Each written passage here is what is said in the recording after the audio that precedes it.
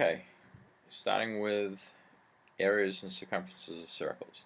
First formula we're going to go over is circumference of a circle. Circumference is equal to 2 pi times the radius, but because 2 times the radius is another way of saying the length of the diameter, we can also say pi times the diameter. Now pi is an irrational number. It's approximately equal to 3.14. Other approximations include 3.14159.265, and another one that's quite common is 3.1416. It depends on how accurate you want to be and what the instructions are stating. Usually we don't even deal with an approximation, we just state the exact answer. Likewise, the formula for the area of a circle is pi times the radius squared.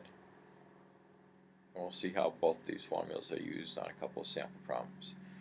So the first one, find the circumference. 2 times pi times the radius.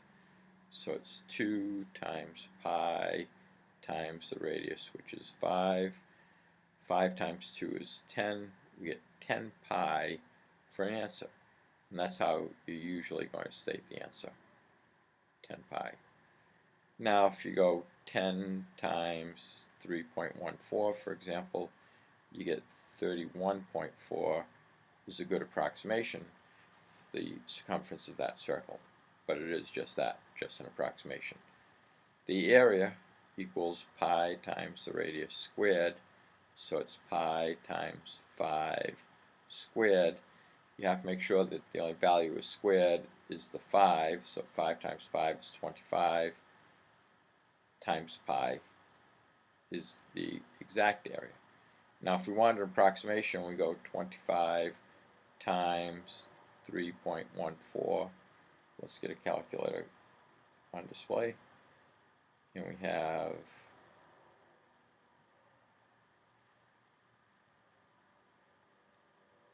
what is it? 25 times pi 3.14.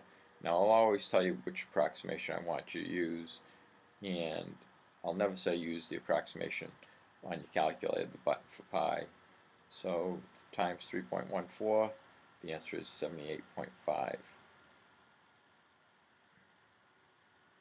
Again, that's just an approximation. The more people can visualize 78.5 of something as opposed to 25 pi square centimeters or square inches, whatever the unit of measure might be, you can actually picture 78.5. 25 pi, that's the exact answer, but it's harder for most people to visualize. Next problem. If the diameter is given as 8, then that means the radius is equal to 4. The circumference equals, I'll use the other formula this time, pi times the diameter, so it's pi times 8, usually written in this form, 8 pi. The rational factor first and the irrational factor pi second. Formula for area. Fill in the circumference answer first. Pi times the radius squared. So it's pi times 4 squared, which is 16 pi. Now again, usually we want the exact answers. If you wanted to find out an approximation, you could go 8 times 3.14 for the circumference and 16 times 3.14 for the area, but we're not going to do that. Next problem. Circumference equals 2 times pi times the radius. So it's 2 times pi times 3 square root of 2. Now we can change the order, but in any case 2 times 3 is equal to 6. Square root of 2 pi is the circumference. The area equals pi times the radius squared. So it's pi times 3 square root of 2 squared.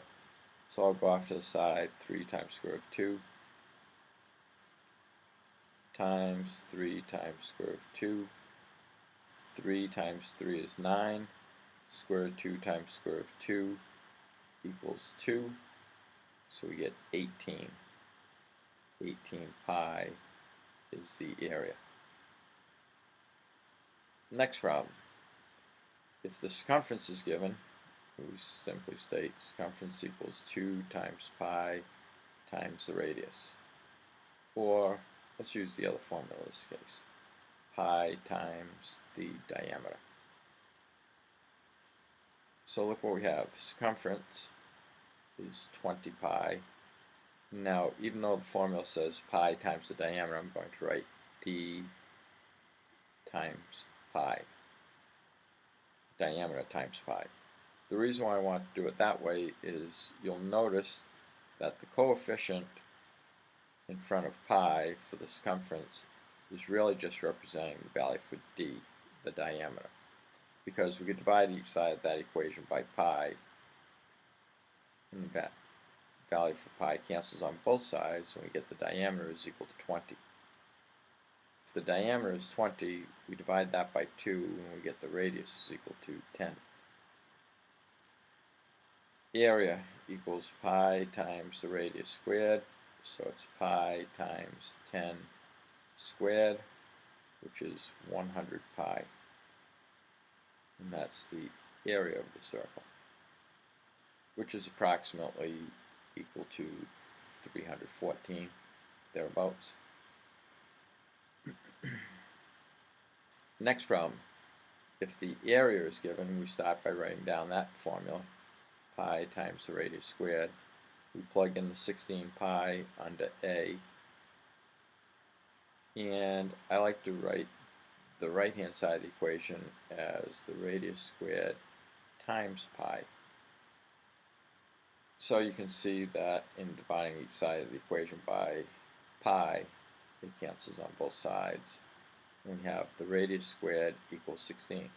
So anytime the area is given in terms of something times pi, the number in front of pi simply represents the radius squared. On the previous problem, the number in front of pi, when it's the circumference, that number just represents the diameter. So if this number, 16, represents the radius squared, we take the square root of each side and we get the radius is equal to 4. And if the radius is 4, the diameter has to be 8. The circumference equals pi times the diameter, 8 pi. Hope these few problems help. Good luck on your quiz.